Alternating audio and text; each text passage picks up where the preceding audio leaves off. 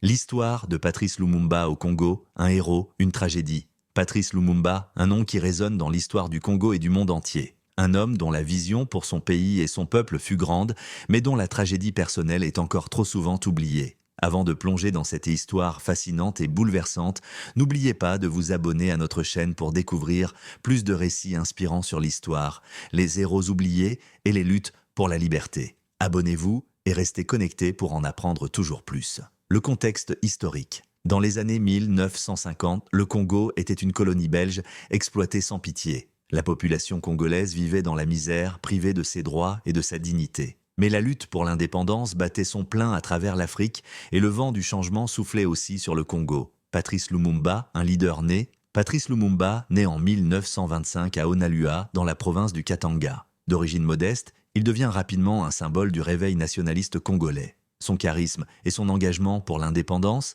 lui permettent de se faire une place sur la scène politique du pays. En 1958, il fonde le Mouvement national congolais, MNC, qui deviendra la première force politique indépendante du pays. L'indépendance et le premier discours de Lumumba, le 30 juin 1960, le Congo obtient enfin son indépendance.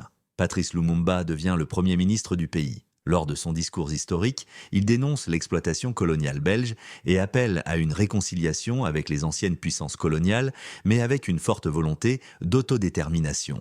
Extrait du discours de Lumumba en 1960, « Nous avons été dépossédés de tout ce que nous avons de plus cher, de notre dignité, de notre culture, de notre liberté. Aujourd'hui, nous avons conquis notre indépendance, mais il ne nous reste qu'à conquérir notre destin. » La trahison et la fin tragique. Malheureusement, la joie de l'indépendance sera de courte durée. Les tensions internes au Congo, combinées à l'ingérence des puissances étrangères, notamment les États-Unis et la Belgique, fragilisent le nouveau gouvernement. Lumumba, jugé trop radical par les puissances occidentales, est destitué après seulement 8 mois au pouvoir. Il est arrêté, torturé et en janvier 1961 exécuté. Sa mort est un acte symbolique mais non seulement de la guerre froide, mais aussi de la lutte des nations émergentes contre les anciennes puissances coloniales. Héritage et réflexion.